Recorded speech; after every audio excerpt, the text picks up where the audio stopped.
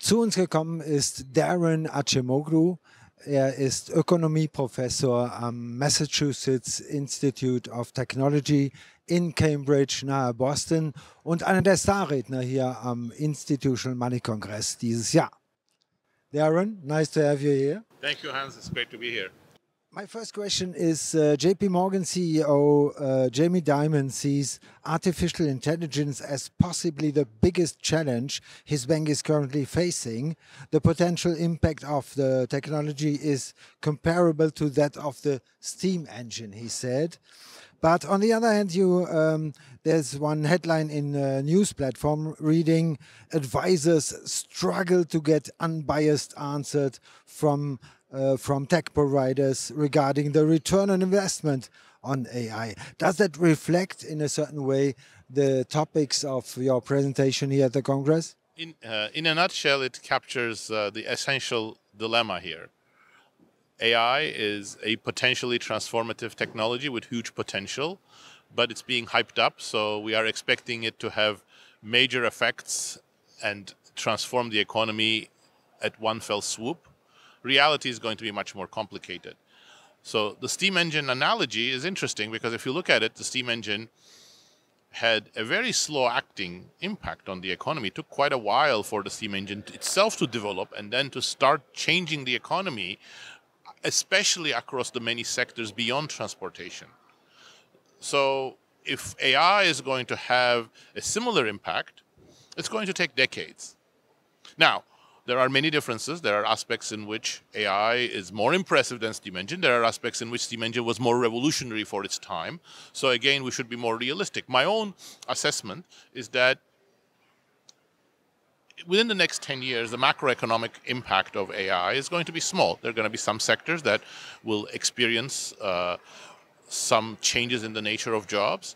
There will be some productivity growth, but nothing that's going to be transformative in terms of huge economic boom or anything like that. We're not going to be mass joblessness, but there are going to be some sectors that are going to be impacted. And I would say two that are going to be impacted but are not ready yet are exactly financial services, so JP Morgan is right to be worried, and education. In both cases, the problem is that just like the rest of the economy, there are many different ways of using AI, and we can use them for good ways and we can use them for bad ways. I think in education, we can use AI to help students who are disadvantaged, to improve the capabilities of teachers to provide the kinds of teaching that will be more catered to the needs and competences of different types of students. Or we can unleash it like we did over the last year and a half on the students who then use it for cheating in their exams or getting knowledge that may or may not be reliable. So I think we have to develop the right norms and ways of using ChatGPT and other large language models in education.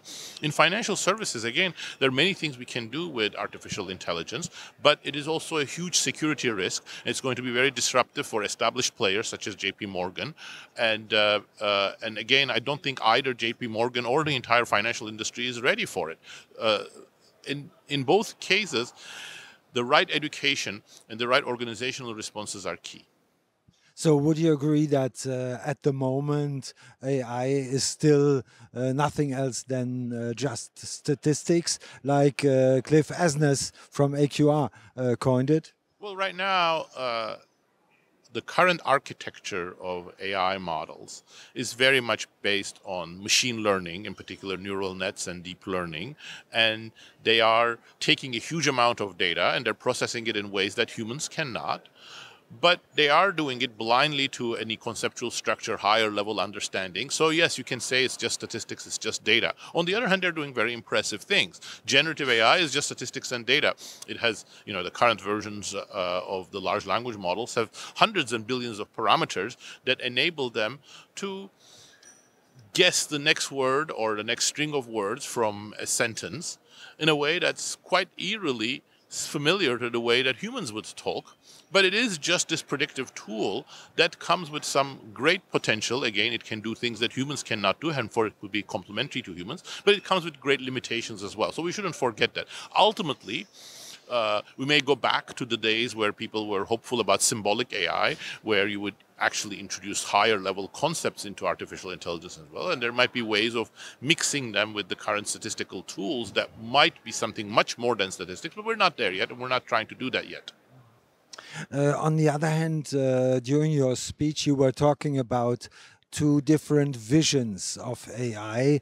What's behind that notion of two different visions? Well, let me first emphasize why I talk about this all the time, because I believe that, broadly speaking, and simplifying somewhat, that there is a pro-human and there's an, for lack of a better word, anti-human direction for AI.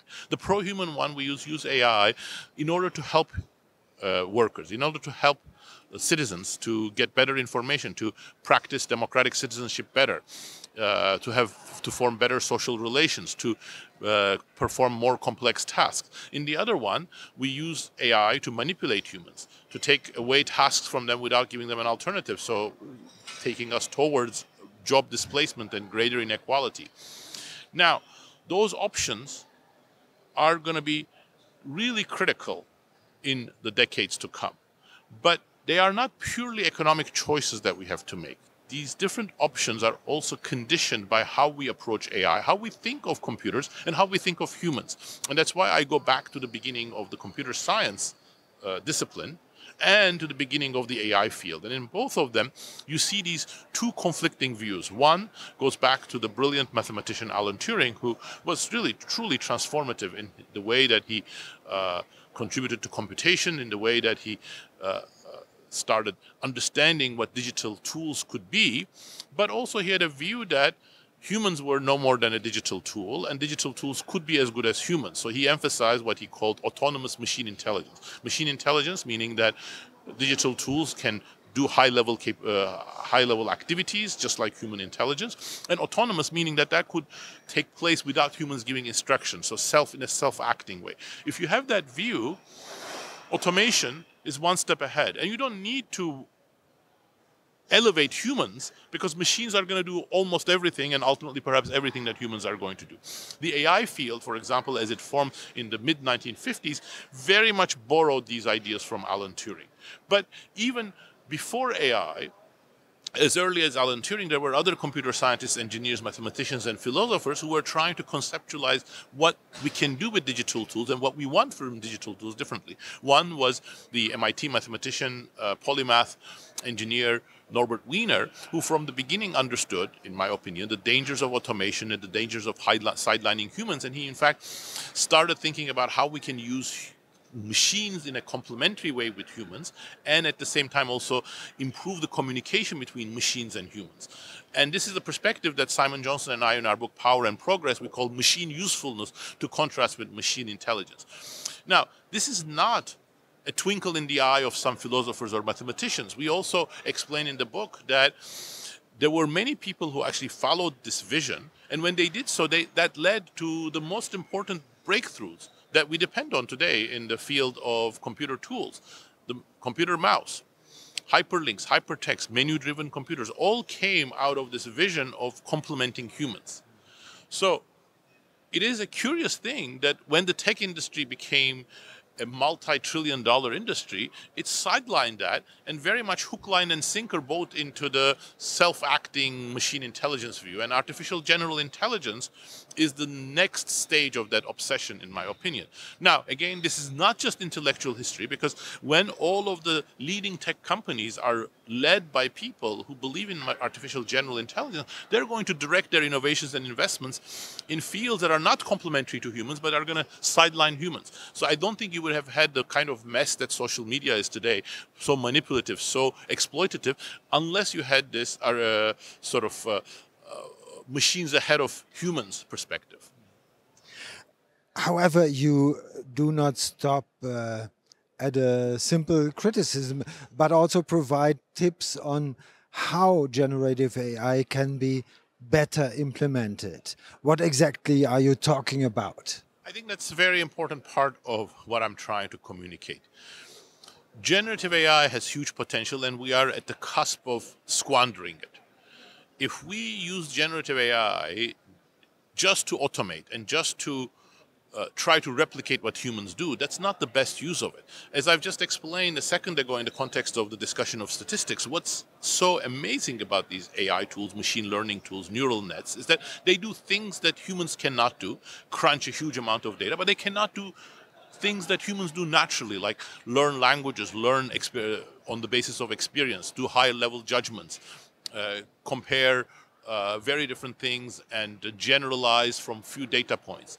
So what that suggests is that the real potential is to have a partnership between humans and artificial intelligence. And I think the bedrock of that partnership has to be that generative AI has to turn into a tool for providing reliable, and that's very important, reliable, context-dependent, real-time information. So if you're an electrician, generative AI can help you become a much more expert electrician by providing you information about a new problem that you're encountering but other people have encountered in the past. It can teach you very quickly how to deal with new equipment or the electricity grid. You know, that's going to require a lot of new expertise because all sorts of new problems are going to emerge. Generative AI could be a tool for expanding what we do as humans, increasing our expertise, expanding the set of tasks that we perform. But that's not the current path we're going in. Geoffrey Hinton, you might know him, who is, according to the Financial Times, one of the leading artificial intelligence researchers, answered to the question whether digital intelligence will, at a certain stage, replace biological intelligence very shortly, saying almost certainly yes. Would you agree?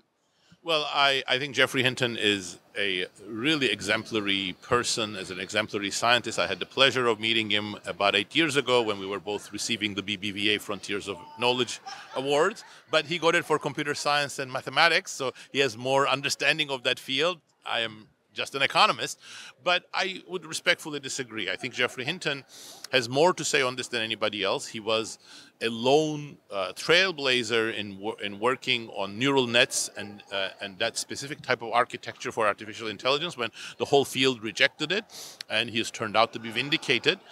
But now the pendulum has swung the other way. Now neural nets have become everything, and symbolic AI and other approaches to bring high-level understanding in machines are left by the wayside. And I don't believe that we're going to be able to come any close to anything like human cognition by just throwing more and more data and more compute power. Of course, I may be wrong. There might be some emergent phenomena that we don't understand, that when you go beyond 100 trillion parameters to 500 trillion parameters, suddenly something magical will happen. But generally, I don't believe in magic.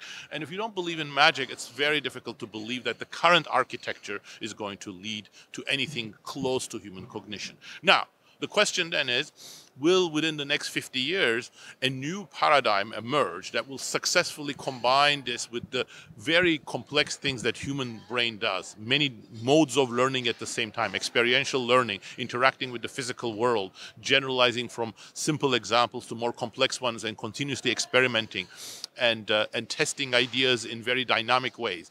It's possible, but I don't think it's likely. Beyond 50 years, of course, all bets are off. We just don't know how things are going to evolve. But within 50 years, I don't think we should bank on artificial general intelligence. Instead, I think what I've just outlined, which is artificial intelligence in service of humans, helping humans, is quite feasible with the technological breakthroughs that we have already made, with the know-how that we already have.